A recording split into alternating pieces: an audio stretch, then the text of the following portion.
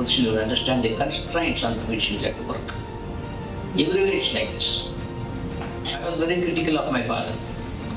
As a young man, I thought my father was wrong. By the time I realized how right he was, I had children telling me I'm wrong. Like this thing. Because instead of finding fault as to why it's not like that, inquire. So when you come to the position, you will understand the constraints in which we work. And all these council members, you are going to be the representatives of the college. The school is going to get everything done through you. You are the link.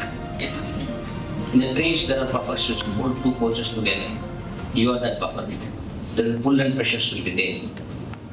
You cannot afford to break, the train will park. So therefore, we must show adequate mental tenacity. You must be flexible, you should be creative, and you should be friendly towards everyone. This position that you got is only transitory. It's very temporary. This should not put your head. Because a lot more responsibilities will come your way. This is a small beginning for you.